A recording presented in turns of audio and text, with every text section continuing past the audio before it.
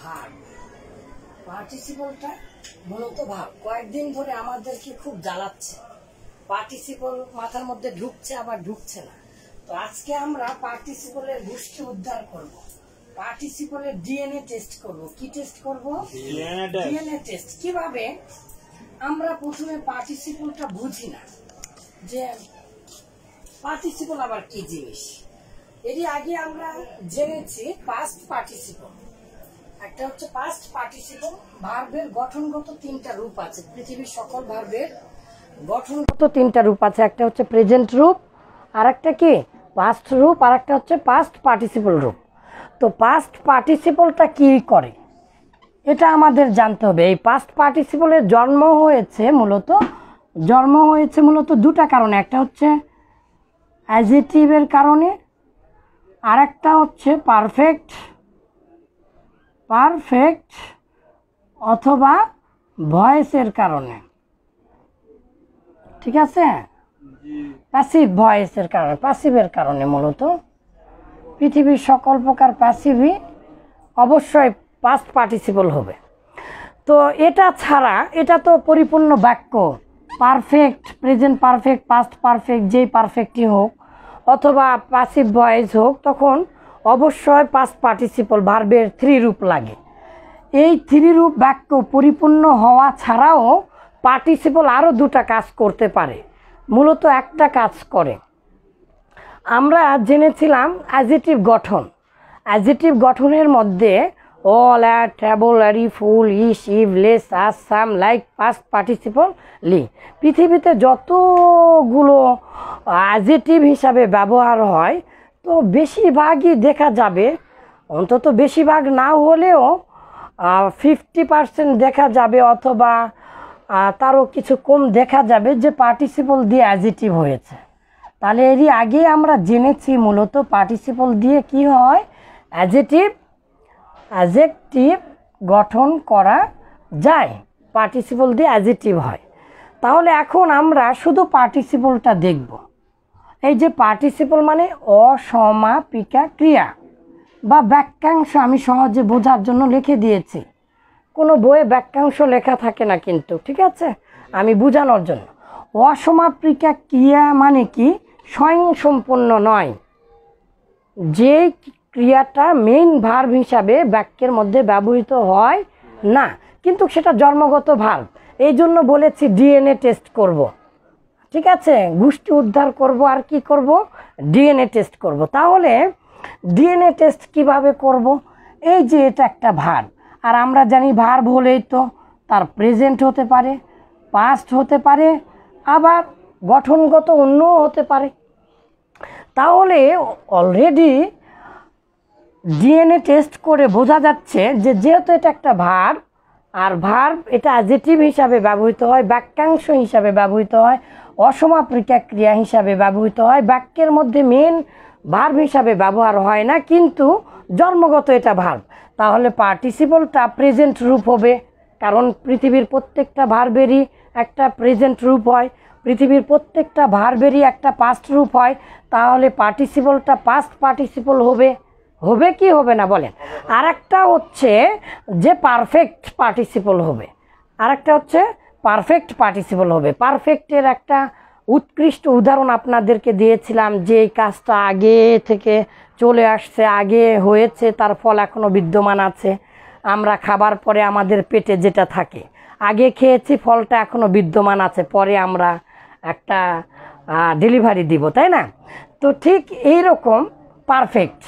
তাহলে পার্টিসিপলটা মূলত তিন ভাগে বিভক্ত হয়ে যাচ্ছে: প্রেজেন্ট পার্টিসিপল, পাস্ট পার্টিসিপল, আর হচ্ছে পারফেক্ট। মাশাআল্লাহ।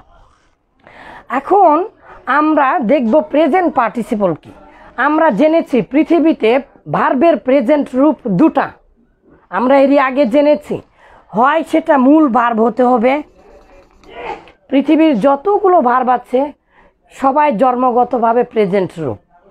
আর একটা প্রেজেন্ট রূপে আমরা দেখেছি ইনফিনিটিভ টু, ভার্বের আগে টু আসা, তাহলে তে আর আকার হয় বাংলাতে এটা, তাই না? To swim, to walk, to ইত্যাদি, টু রিড, হ্যাঁ, টু বি অনেস্ট ম্যান, আচ্ছা, তো আরেকটা দেখেছি তাহলে ইনফিনিটিভ টুটাও প্রেজেন্টের অন্তর্ভুক্ত। আরেকটা হচ্ছে জিরান, যেটা ভার্বাল নাউন, অর্থাৎ নাউনের কাজ করে, আইএনজি যুক্ত হয়ে কিসের কাজ করে? Noun. Swimming is a best exercise, তো সুইমিং, তারপরে ওয়াকিং, ঠিক আছে, তা ট্রেনিং, তারপরে হচ্ছে রিডিং, যেটা আপনি বলেন না কেন, তাহলে এই যে ভার্বের প্রেজেন্ট রূপ। কিন্তু এটা হয় নাউন, জিরানো হয় নাউন, এটাও হয় নাউন, ইনফিনিটিভ টুটাও হয় সাবজেক্ট হয়, এগুলো বেশিরভাগ সময় সাবজেক্ট হয়, ঠিক আছে। কিন্তু প্রেজেন্ট পার্টিসিপলটা আইএনজি যুক্ত হয়ে অ্যাডজেক্টিভের কাজ করবে। কিসের কাজ করবে? এই যে দেখেন, be clear, don't be impressed.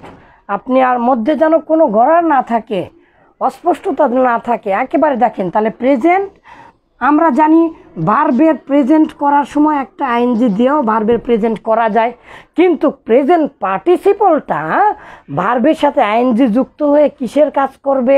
Look at this and be pay your attention please. তাহলে অ্যাডজেক্টিভের কাজ করবে, ভার্বের সাথে আইএনজি যুক্ত হয়ে অ্যাডজেক্টিভের কাজ করবে। এটা আরও সহজভাবে বোঝার জন্য অনেক জ্ঞানীরা বলেছেন রিলেটিভ প্রোনাউনের অর্থ প্রদান করবে, মানে যে যারা যা তা, যেটা সেটা, এরকম অর্থ দিবে। যেমন দেখেন, the rising sun, rising sun মানে উদিত সূর্য। উদিত সূর্য মানে কি? সূর্যটা কেমন? উদিত। লিভিং পিপল, লিভিং পিপল বসবাসকারী জনগণ। তো মানুষেরা কেমন? এটা অনেক ছোটোবেলায় পড়েছিলাম, living people in the village. তো এটা হচ্ছে প্রেজেন্ট পার্টিসিপল। কিভাবে? তখন বুঝে আসেনি হয়তোবা, কিন্তু মনে আছে, living people in the people, the people who live in the village, যে সকল মানুষেরা গ্রামে বসবাস করে, তার মানে বসবাসকারী জনগণ। বসবাসকারী বসবাসকারী মানে কি? যে বসবাস করে। মাশাআল্লাহ, মাশাআল্লাহ। দ্য ব্লুমিং রোজ, ফুটন্ত গোলাপ। কেমন গোলাপ? ফুটন্ত গোলাপ। তাহলে এগুলো অ্যাডজেক্টিভের কাজ করছে। আর আমরা জানি নাউনের আগের স্থান অ্যাডজেক্টিভ আসতে পারে, নাউনের আগের স্থান অ্যাডজেক্টিভ। তাহলে এগুলো আইএনজি যুক্ত হয়ে পার্টিসিপল হয়ে কিসের কাজ করছে? অ্যাডজেক্টিভের কাজ করছে। এটাই হচ্ছে প্রেজেন্ট রূপ। তাহলে ভার্বের সাথে আইএনজি। আর পাস্ট পার্টিসিপল, আমরা সবাই জানি পাস্ট পার্টিসিপল কি, এরই আগে সবাই আমরা মুখস্থ করেছি। প্রেজেন্ট রূপ, পাস্ট রূপ আর পাস্ট পার্টিসিপল রূপ, গঠনগত জন্মগত ভার্বের 3 প্রকার।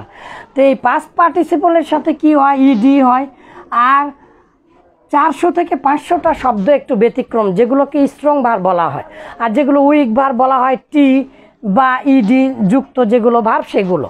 তাহলে এই পাস্ট পার্টিসিপলটা এরই আগের থেকে আমরা জেনে আসতেছি, এই পাস্ট পার্টিসিপলটা অ্যাডজেক্টিভ হতে পারে। যেমন এডুকেটেড পারসন, শিক্ষিত ব্যক্তি। ব্রোকেন মাইন্ড, ভাঙ্গা মন।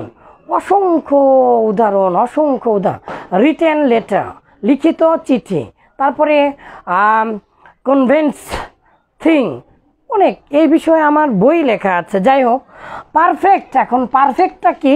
পারফেক্ট একটা সরাসরি বাক্যাংশ হবে। দেখেন আমার দিকে, পারফেক্ট পার্টিসিপল হ্যাভিংয়ের পরে ভার্বের 3 রূপ, তার মানে ভার্বের পাস্ট পার্টিসিপল রূপ। হ্যাভিংয়ের পরে ভার্বের পার্টিসিপল রূপ, হ্যাভিংয়ের পরে ভার্বের পাস্ট পার্টিসিপল রূপ।